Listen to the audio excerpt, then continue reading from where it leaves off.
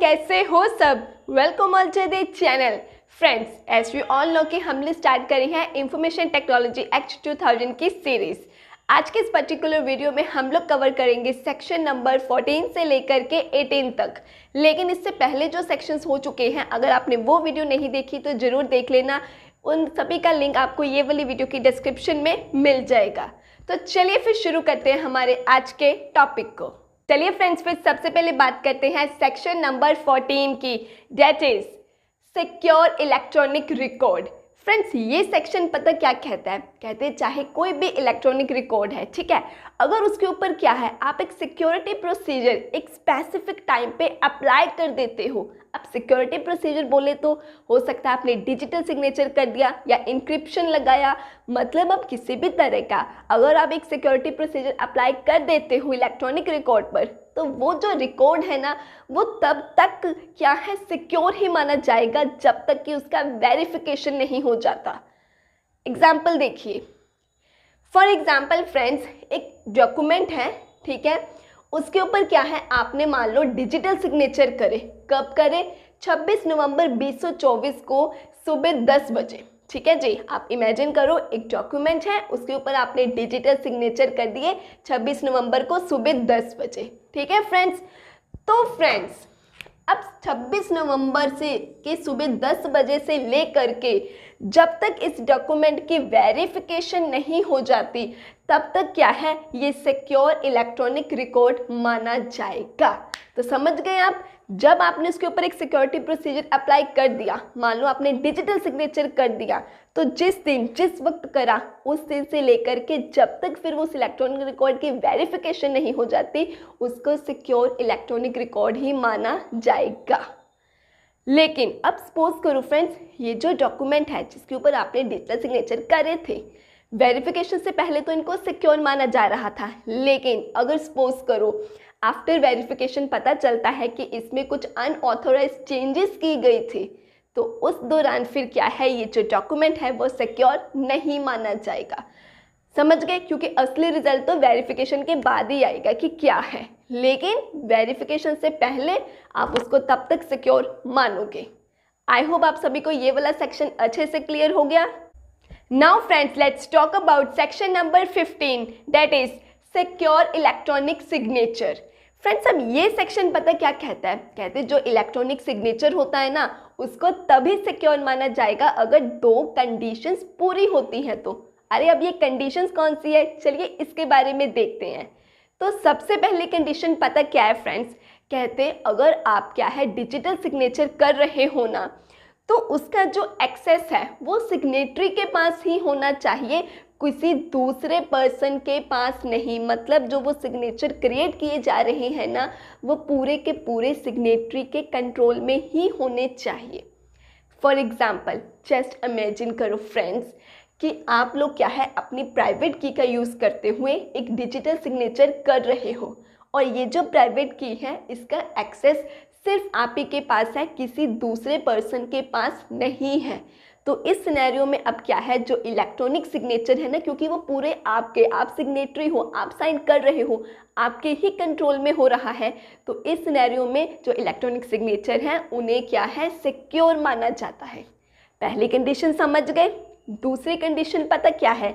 वो ये है कि जो ही आप ये सिग्नेचर क्रिएट कर रहे हो, जो ये सिग्नेचर हो रहे हैं, कहते गवर्नमेंट ने जो रूल्स बनाए हैं कि इस तरीके से होने चाहिए, अगर आप वो तरीका, वो रूल्स, वो गाइडलाइंस फॉलो करके करते हो, तभी इलेक्ट्रॉनिक सिग्नेचर को सिक्योर माना जाएगा। तो आई होप आप लोग दोनों कंडीशंस अच्छे से समझ गए। पहला कि जब आप साइन कर रहे हो तो उसका पूरा कंट्रोल आपके ही पास हो, किसी दूसरे पर्सन के पास उसका एक्सेस नहीं होना चाहिए। दूसरा, गवर्नमेंट ने जो रूल्स बनाए हैं उन रूल्स को फॉलो करके ही आपको सिग्नेचर क्रिएट करने हैं। अच्छा, अब आपको आपकी बुक में एक एक्सप्लेनेशन दिख रही होगी, है ना? उसमें क्या है कि सिग्नेचर क्रिएशन डाटा फ्रेंड्स यहाँ पे पता किसे कहा गया है? जो सब्सक्राइबर्स होते हैं ना, उनके प्राइवेट की को कहा गया है। सो आई होप आप लोगों को ये वाला सेक्शन भी अच्छे से क्लियर हो गया। Good. Now friends, let's talk about section number 16, that is security procedures and practices.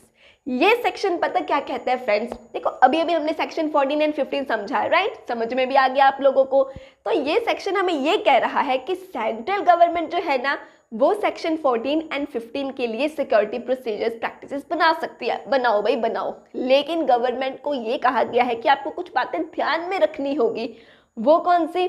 तो कहते जब क्या है central government security procedures and practices बनाएगी ना, उस दौरान गवर्नमेंट बिजनेस की कंडीशंस को ध्यान में रखेगी, ट्रांजैक्शंस की नेचर को ध्यान में रखेगी एंड अदर रिलेटेड जो भी फैक्टर्स है इन सभी को ध्यान में रखकर ही वो प्रोसीजर्स बनाएगी। मतलब हर तरह के बिजनेसेस, हर तरह की ट्रांजैक्शंस की क्या नेचर है और कौन कौन से फैक्टर्स हैं, इन सभी को ध्यान में रखकर ही गवर्नमेंट क्या है वो ये प्रोसीजर्स बनाएगी। सो आई होप ये सेक्शन बहुत सिंपल था, सबको क्लियर हो गया। चलिए बात करते हैं सेक्शन नंबर 17 की। सो फ्रेंड्स, सेक्शन नंबर 17 है appointment of controller and other officers. Friends यहाँ पर सेक्शन नंबर 17 का सब सेक्शन 1 पता क्या कहता है? कहते हैं जो सेंट्रल गवर्नमेंट है ना, यस, जो सेंट्रल गवर्नमेंट है उसके पास ये राइट है, ये पावर है, ये हक है कि वो कंट्रोलर ऑफ सर्टिफाइंग अथॉरिटीज़ को अपॉइंट कर सकती है। बट क्वेश्चन ये है कि ये सर्टिफाइंग अथॉरिटीज़ कौन है? तो कहते जो डिजिटल सर्टिफिकेट्स और ये इलेक्ट्रॉनिक सिग्नेचर्स जो होते हैं ना, इनको रेगुलेट करते हैं ये। अब मतलब ये कि इनको वेरीफाई कौन करता है, इन सिग्नेचर्स को, इन सर्टिफिकेट्स को? सर्टिफाइंग अथॉरिटीज़, जिन्हें अपॉइंट करने का हक बोलो किसके पास है? बिल्कुल सही, सेंट्रल गवर्नमेंट के पास। लेकिन फ्रेंड्स सपोज करो अगर ये जो सर्टिफाइंग अथॉरिटीज़ हैं इन्हें अपनी मदद के लिए कोई चाहिए तो ऐसे सिनेरियो में कहते ज़रूरत के हिसाब से फिर क्या है, जो सेंट्रल गवर्नमेंट होती है ना वो डिप्टी कंट्रोलर्स को, असिस्टेंट कंट्रोलर्स को क्या है, सर्टिफाइंग अथॉरिटीज़ की मदद करने के लिए अपॉइंट कर सकती हैं। मतलब फिर वो जो डिप्टी कंट्रोलर्स हैं, जो असिस्टेंट कंट्रोलर्स हैं, वो सर्टिफाइंग अथॉरिटी की डायरेक्शन में काम करेंगे, उनके अंडर वर्क करेंगे, उनकी मदद करेंगे। सो सब सेक्शन 1 क्लियर हो गया सभी को? तो फ्रेंड्स अब बात करते हैं सेक्शन 17 के सब सेक्शन 2 के बारे में। अच्छा फ्रेंड्स, सब सेक्शन 1 के अकॉर्डिंगली पहले देखो, जो जहां हमने ये समझा था कि एक सर्टिफाइंग अथॉरिटी है जिसको सेंट्रल गवर्नमेंट अपॉइंट कर सकती है ना। अब सपोज करो सेंट्रल गवर्नमेंट ने इसको controller of certifying authority appoint करा है, ठीक है। अब ऐसे बैठने के लिए तो नहीं करा, अब ये जो है सर्टिफाइंग अथॉरिटी वो कोई काम भी तो करेगा ना, है ना फ्रेंड्स। तो ना फ्रेंड्स अब ये जो भी डिसीजंस लेगा, जो भी एक्शन लेगा, जो भी काम करेगा, ये सब के सब किसके अंडर करेगा? किसके सुपरविजन के अंडर? बोलो, सेंट्रल गवर्नमेंट की सुपरविजन के अंडर इसके गाइडलाइंस को फॉलो किया जाएगा। मतलब सब सेक्शन 2 यहाँ पर ये कहता है कि सेंट्रल गवर्नमेंट जिन सर्टिफाइंग अथॉरिटीज़ को अपॉइंट करती है ना, वो अपने जो भी एक्शंस लेंगे, जो भी डिसीजन लेंगे, जो भी काम करेंगे, वो सब के सब सेंट्रल गवर्नमेंट के जनरल कंट्रोल और डायरेक्शन के अंडर ही होगा। Is that clear to all? Good. So friends अब हम बात करते हैं सेक्शन 17 के सब सेक्शन 3 के बारे में। देखो सब सेक्शन 2 में तो हमने देखा था कि जो कंट्रोलर है ना, वो सेंट्रल गवर्नमेंट की डायरेक्शन में, सुपरविजन में सारे काम करता है। लेकिन अब जरा याद करो, हमने सब सेक्शन 1 में ये भी पढ़ा था ना कि अगर ज़रूरत लगे तो जो सेंट्रल गवर्नमेंट है वो डिप्टी कंट्रोलर्स और असिस्टेंट कंट्रोलर्स को भी अपॉइंट कर सकती है। बोलो याद आया सभी को? यस। तो फ्रेंड्स अब मुझे ये बताओ कि फिर जो ये डिप्टी कंट्रोलर्स होते हैं और जो असिस्टेंट कंट्रोलर्स होते हैं, भाई ये किसके सुपरविजन में काम करेंगे? चलिए देखते हैं। तो फ्रेंड्स मान लो ये डिप्टी कंट्रोलर और असिस्टेंट कंट्रोलर्स है हमारे पिंकू टिंकू चिंकू मिंकू, ठीक है जी। अब ये कौन है? सर्टिफाइंग कंट्रोलर अथॉरिटी जिसको सेंट्रल गवर्नमेंट ने अपॉइंट करा था। ये जो सारे डिप्टी कंट्रोलर और असिस्टेंट कंट्रोलर्स हैं ना, ये अपने इस कंट्रोलर की, ये सर्टिफाइंग अथॉरिटी जो है, इसके सुपरविजन और कंट्रोल के अंडर क्या है, अपने सारे के सारे टास्क परफॉर्म करेंगे। अगर कोई कंफ्यूजन है तो सुनो, एक बार ध्यान से देखना। ये है सेंट्रल गवर्नमेंट, ठीक है फ्रेंड्स। इसने अपॉइंट करा, सबसे पहले तो सर्टिफाइंग अथॉरिटी को अपॉइंट करा, जो ये है, ठीक है। ये सर्टिफाइंग अथॉरिटी क्या है? सेंट्रल गवर्नमेंट की डायरेक्शन में, इसके सुपरविजन में सारे काम करता है, ठीक है जी। लेकिन इसको लगता है कि यार इसको असिस्टेंट कंट्रोलर्स की ज़रूरत है, ठीक है, या डिप्टी कंट्रोलर असिस्टेंट कंट्रोलर्स की ज़रूरत है। अब ये जो डिप्टी और असिस्टेंट कंट्रोलर्स हैं ये काम करेंगे इस कंट्रोलर की सुपरविजन में, समझ रहे हो आप लोग? हाँ, जो कंट्रोलर है ये सेंट्रल गवर्नमेंट के डायरेक्शन में काम करेगा। इसको मदद के लिए आगे असिस्टेंट कंट्रोलर्स की ज़रूरत थी। जो ये सारे असिस्टेंट और डिप्टी कंट्रोलर्स हैं ये इसके सुपरविजन में काम करेंगे। आई होप अब आपको सबसेक्शन 2 और सबसेक्शन 3 में कोई कंफ्यूजन नहीं होगी, है ना? गुड। नाउ फ्रेंड्स, अब हम लोग बात करेंगे सेक्शन 17 के सबसेक्शन 4 के बारे में। ये पता क्या कहता है? कहते जो कंट्रोलर है, एक डिप्टी कंट्रोलर है, असिस्टेंट कंट्रोलर है, अदर ऑफिसर्स हैं, इनके एम्प्लॉयज़ हैं, अब ये सबकी क्या ही क्वालिफिकेशन रहेगी, मतलब इनके पास कौन सी डिग्री होनी चाहिए, दूसरा चीज़ इनके पास कितना एक्सपीरियंस होना चाहिए, तीसरी चीज़ कि और इनकी जो जॉब है उनके रिलेटेड क्या क्या कंडीशंस होंगी, लाइक इन लोगों को क्या पर्क्स मिलेंगे, कितनी सैलरी मिलेगी, ये सब कुछ कहते कौन डिसाइड करेगा? सेंट्रल गवर्नमेंट डिसाइड करेगी।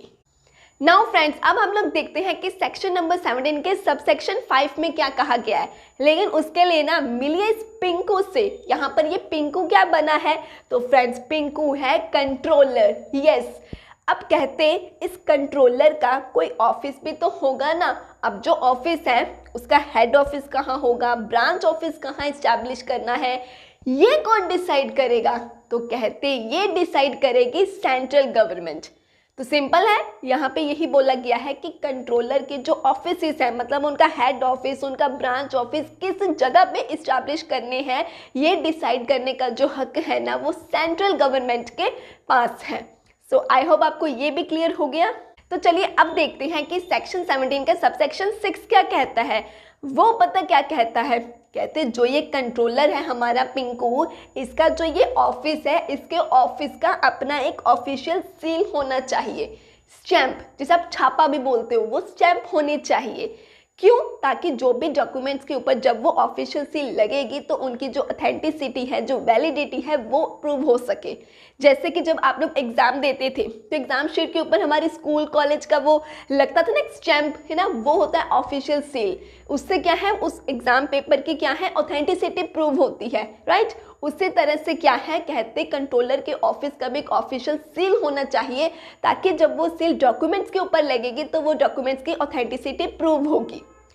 सो आई होप आप सभी को सेक्शन नंबर 17 भी अच्छे से क्लियर हो गया फ्रेंड्स। लेकिन कोई डाउट हो आपको किसी भी टॉपिक में तो कमेंट में पूछ सकते हो। So friends, now let's talk about section number 18 that is functions of controller. Friends, ये वाले सेक्शन में ना जो एक कंट्रोलर होता है ना, उसके 14 मेजर टास्क बताए गए हैं जो वो परफॉर्म करता है। तो चलिए देखते हैं वो कौन से 14 टास्क है जो एक कंट्रोलर करता है। सबसे पहले अच्छा फ्रेंड्स, इसके 5 पॉइंट सिंपल हैं, ठीक है। उसके बाद वाले जो पॉइंट्स हैं वो प्रॉपर हम अच्छे से एग्जाम्पल के साथ समझेंगे, ठीक। तो चलिए सबसे पहले पॉइंट की बात करते हैं फ्रेंड्स। कहते हैं एक कंट्रोलर है, ठीक है। ये सभी कौन है? पिंकू टिंकू चिंकू। फ्रेंड्स, ये सभी है सर्टिफाइंग अथॉरिटीज। अब एक कंट्रोलर का सबसे पहला काम पता क्या होगा? इन सर्टिफाइंग अथॉरिटीज़ के काम को सुपरवाइज करना, यस, प्रॉपरली मॉनिटर करना। बट क्यों यार? इसीलिए ताकि ये देखा जा सके कि ये लोग जो अपना काम कर रहे हैं ना वो प्रॉपर रूल्स एंड रेगुलेशंस को फॉलो करते हुए कर रहे हैं या नहीं। दैट्स वाई सबसे पहला टास्क कंट्रोलर का ये है कि वो इनके काम को सुपरवाइज करेगा। ठीक है फ्रेंड्स, पहला पॉइंट क्लियर हो गया। अच्छा, अब दूसरा पॉइंट पता क्या कहता है? जो कहते हैं ये कंट्रोलर है ना वो इन सभी की पब्लिक की को क्या है, पब्लिक की को वेरीफाई करेगा। अगर उसको लगा सब ठीक है तो वो उसको सर्टिफाई कर देगा। क्यों यार? लेकिन क्यों? एक कंट्रोलर सर्टिफाइंग अथॉरिटीज़ की पब्लिक की को वेरीफाई करके सर्टिफाई क्यों करता है? ताकि जो ऑथेंटिसिटी है वो कंफर्म हो सके। सबको 2 पॉइंट समझ में आ गए। थर्ड पॉइंट कहता है कि जो कंट्रोलर है ना फ्रेंड्स, वो इनके लिए स्टैंडर्ड सेट करता है। क्यों यार? हम रूल्स एंड रेगुलेशंस और जो स्टैंडर्ड है वो सेट क्यों करते हैं? ताकि जो काम है वो एफिशिएंटली हो सके, राइट। बस ऐसे ही कंट्रोलर भी इसीलिए इनके लिए स्टैंडर्ड सेट करता है कि जो ये अपना वर्क कर रहे हैं वो प्रॉपरली एफिशिएंट वे में हो सके। So I hope 3 point clear. 4th point की बात करते हैं। अच्छा, ये पहले शुरू के 4-5 पॉइंट सिंपल है, आगे वाले पॉइंट्स को हम अच्छे से एग्जाम्पल के साथ समझेंगे, ठीक है। अच्छा, अब 4th पॉइंट सुनो। 4th पॉइंट में पता क्या है? अब कंट्रोलर यहाँ पे ये देखता है कि सर्टिफाइंग अथॉरिटीज़ के जो एम्प्लॉयज़ हैं उनकी क्या क्वालिफिकेशन होनी चाहिए, क्या रहेगी, मतलब क्या डिग्री होनी चाहिए, कितना एक्सपीरियंस होना चाहिए, ये सब कुछ भी देखता है। फिफ्थ पॉइंट की बात करूं तो फिफ्थ पॉइंट में अब वो कंट्रोलर ये देखता है कि ये जो अपना बिजनेस रन करेंगे ना, अपने वर्क को उन्होंने करना कैसे, कैसे ऑपरेशन चलाने हैं, कैसे सारा वर्क करना है, कैसे सब मैनेज करना है, ये सब भी कौन देखता है, कंट्रोलर ही देखता है। आई होप शुरू के 5 पॉइंट सभी को क्लियर हो गए, सिंपल थे। फ्रेंड्स अब हम बात करते हैं सेक्शन 18 के सब सेक्शन 6 के बारे में। पहले पॉइंट समझ लो, इसके बाद इसकी एग्जाम्पल देखेंगे, ठीक है।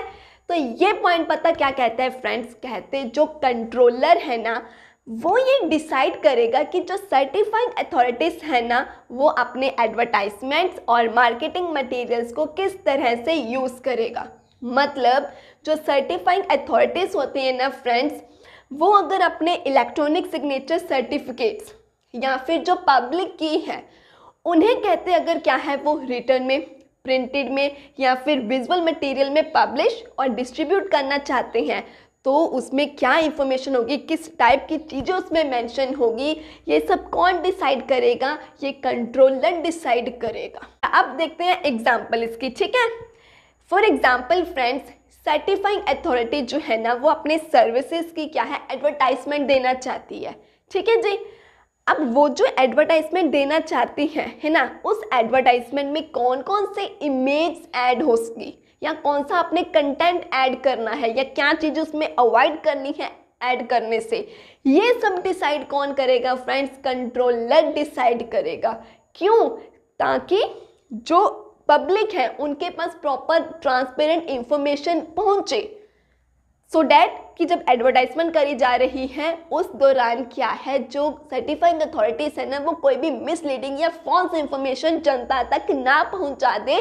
दैट्स वाई ये पॉइंट कहता है कि जो कंट्रोलर है वो ये डिसाइड करता है कि जब आप क्या है कुछ भी पब्लिश कर रहे हो, मतलब कुछ भी डिस्ट्रीब्यूट कर रहे हो, कोई आप ऐसे एडवर्टाइजमेंट कर रहे हो, मार्केटिंग कर रहे हो, उस दौरान क्या क्या चीज़ें ऐड करनी है या क्या अवॉइड करनी है, ये सब कंट्रोलर डिसाइड करेगा ताकि जो पब्लिक है उन तक सही इंफॉर्मेशन मिले, उन्हें कुछ भी मिसलीडिंग या फॉल्स इंफॉर्मेशन ना प्रोवाइड की जाए।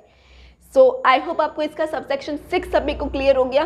हम बात करते हैं सेक्शन 18 के सबसेक्शन 7 के बारे में। बहुत सिंपल पॉइंट है ये पॉइंट, पता क्या कहता है फ्रेंड्स, कहते हैं जो कंट्रोलर है ना वो पता क्या डिसाइड करेगा कि सर्टिफाइंग अथॉरिटी के जो इलेक्ट्रॉनिक सर्टिफिकेट्स होते हैं ना, इलेक्ट्रॉनिक सिग्नेचर सर्टिफिकेट एंड जो उसकी पब्लिक की होती हैं, इन दोनों को किस फॉर्म में, किस कंटेंट में, किस फॉर्मेट में बनाना है, मतलब इनमें कौन कौन सी डिटेल्स होनी चाहिए या कौन सी नहीं, क्या फॉर्मेट होगा, क्या कंटेंट होगा, ये सब कुछ डिसाइड कौन करेगा, कंट्रोलर करेगा।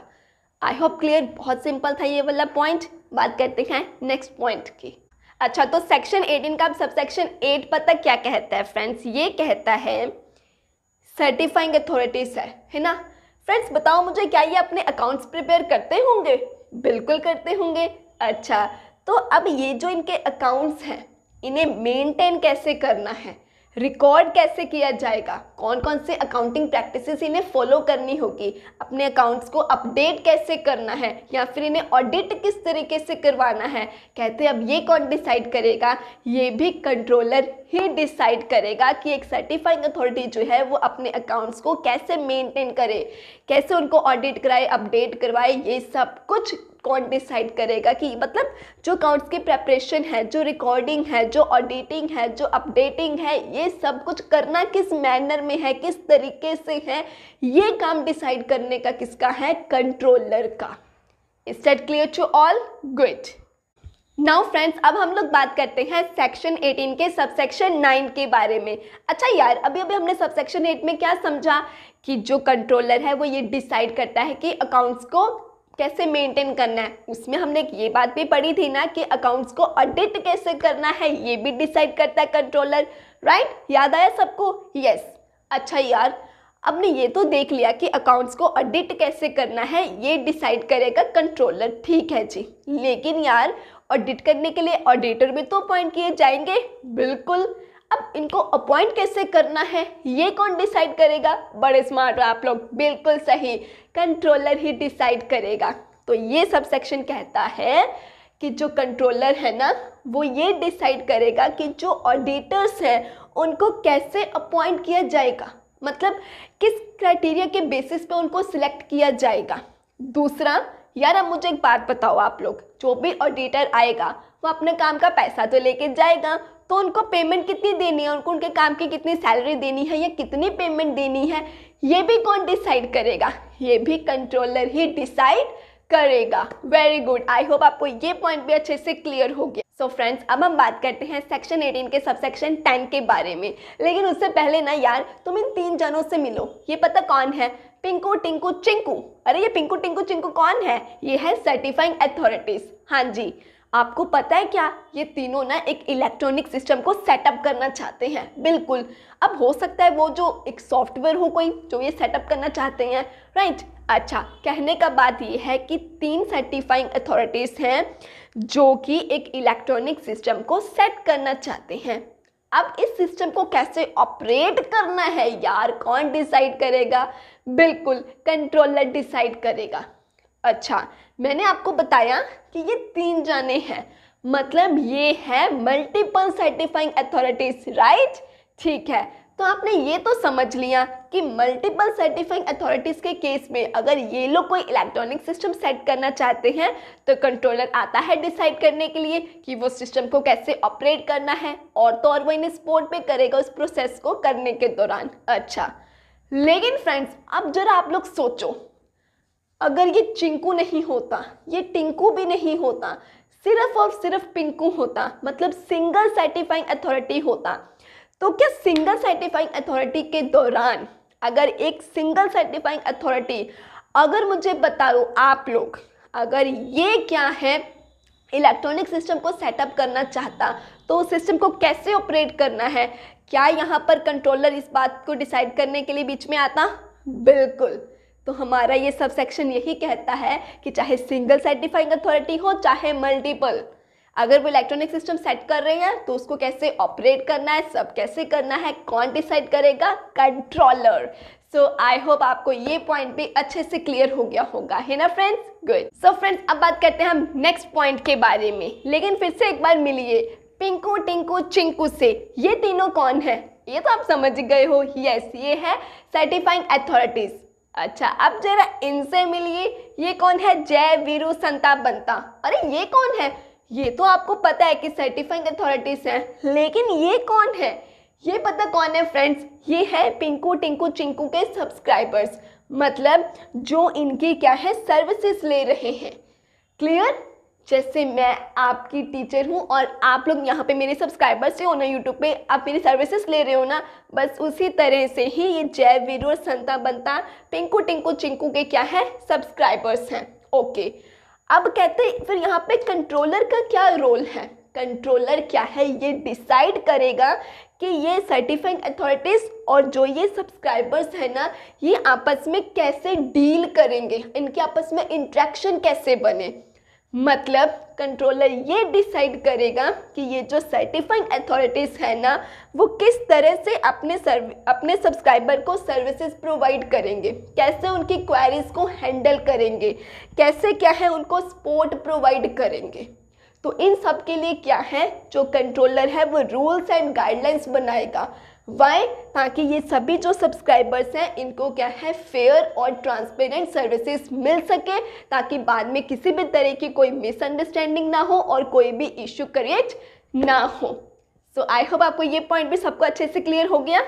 सो फ्रेंड्स, अब बात करते हैं सेक्शन 18 के नेक्स्ट पॉइंट के बारे में। ये पॉइंट पता क्या कहता है फ्रेंड्स? देखो, ये तो आप जान ही गए हो ना कि ये तीनों कौन है, सर्टिफाइंग अथॉरिटीज, और ये सभी कौन है, सब्सक्राइबर्स हैं। यार सपोज करो अगर इनके बीच में हो जाए कॉन्फ्लिक्ट, लड़ाई हो गई यार, फिर अब हो सकता है वो जो डिस्प्यूट है वो पेमेंट को लेके हुआ हो, किसी सर्विस को लेके कोई इशू क्रिएट हुआ हो, या कोई भी मिसअंडरस्टैंडिंग हो गई हो। कहने का मतलब भाई इनकी तो आपस में लड़ाई हो गई है, तो अब इसको कौन सुलझाएगा?